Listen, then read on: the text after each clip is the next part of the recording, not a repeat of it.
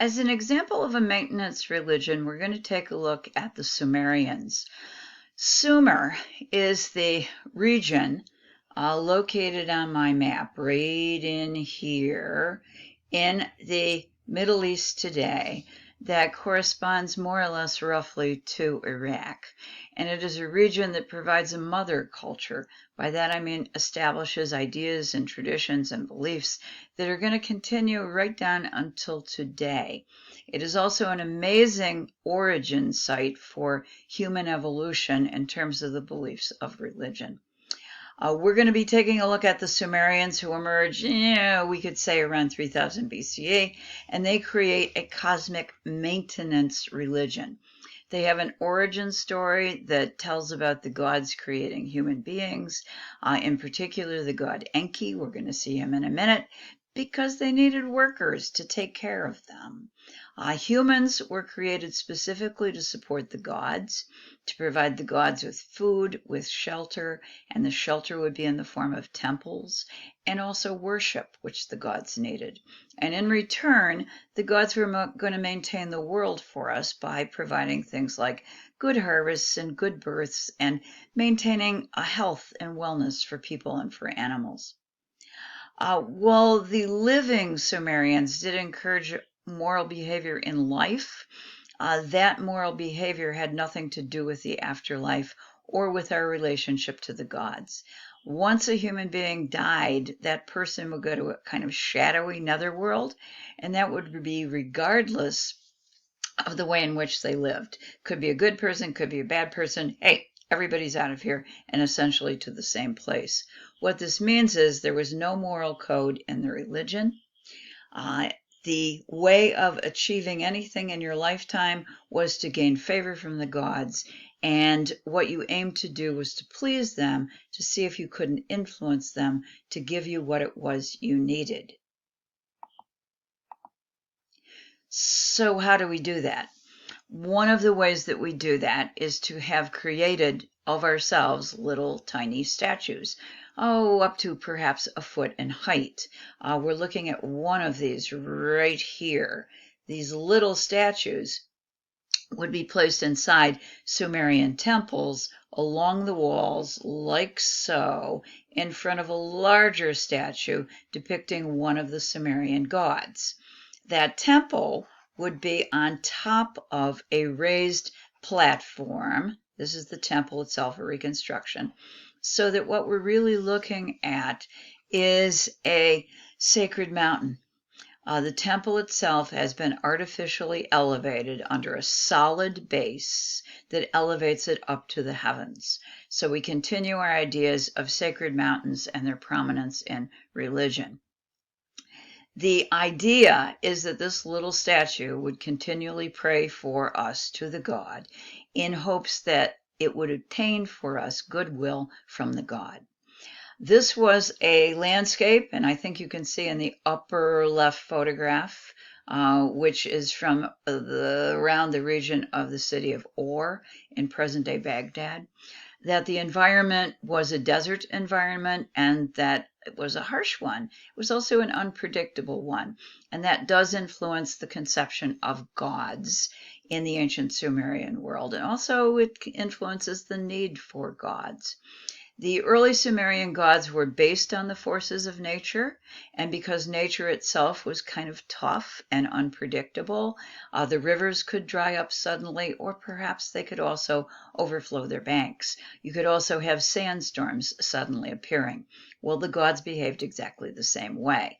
Therefore, it was particularly important for us to appease them and to call on the gods to see if they could not assist us in a world that was very tough to survive. One of the Sumerian gods that I would like to show you is Enki. He's in the upper right, and he is a Sumerian god who is a creator god. He's the guy who created human beings. He is shown here actually on a mountaintop. That's what this is a symbol of. And he is associated with water.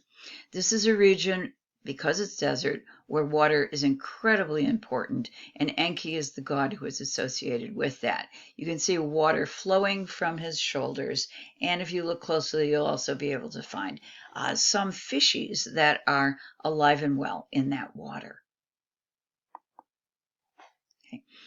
In summary, then, why are the Sumerians important? Well, they're an early example of a maintenance religion, and I think it's important for us to be able to look at one. They're also a mother culture for the region, and a lot of their ideas have actually continued up until the present time. And that would, in fact, include the idea of sacred mountains, and as we'll see in a moment, the pattern for a tree of life. And then we have the fact that these folks invented writing. Pretty impressive. They are, in fact, the first high civilization that we have to come along who actually creates writing. And we can translate it. As a result of that, we have fragments of the first great epic, which is called the Epic of Gilgamesh. We only have sections of it that survive from the ancient Sumerians, but it is particularly important because it includes stories that are going to be borrowed and put into the Old Testament, especially the story of the flood and also a story that deals with the Garden of Eden. The Sumerian original flood story had no moral dimensions. The gods just destroy humanity because they find us annoying. The nature of that flood story will change when the Hebrews adapt it, and we will talk about this later, when they encounter ancient stories from the Sumerians during a period that is referred to as the Babylonian captivity. At that point, the Hebrews will morph this story into a story of good and evil, and the great flood will reference, of course, Noah, the ark, and the bad folks who are going to be drowned in the flood. Okay. The story of Gilgamesh probably is based on a real person who was a king.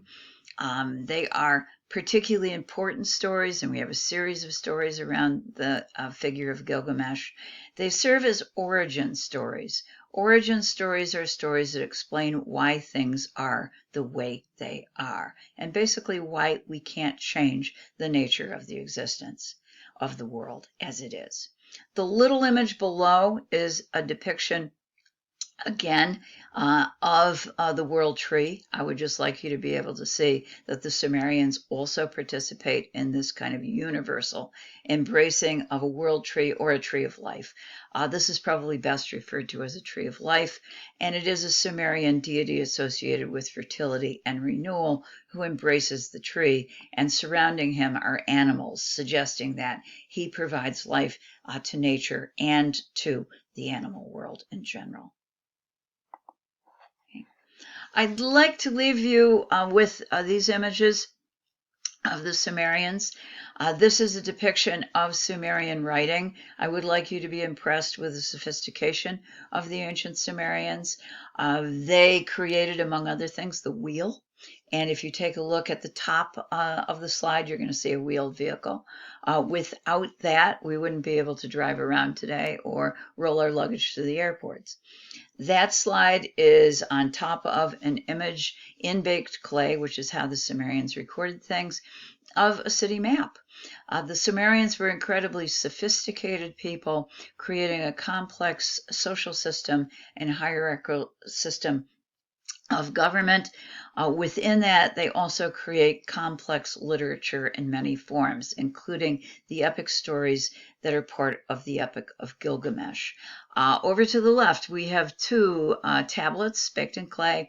The top one is from the later Assyrians. The bottom, which is at the University of Pennsylvania Museum, is from the later culture of Babylon. We have to wait until we get to Babylon to obtain a complete set of the stories of the Epic of Gilgamesh, which survive, but we do in fact know they all originate in Sumer. These two tablets represent the story of the Great Flood. I would like to end with the tablet that is the lower right because it is my favorite. What it depicts is the story of, the recipe for creating beer. The Sumerians were in many ways very much like us, creating a complex society with a religious nature at its foundation, and also interest in the pleasures of life.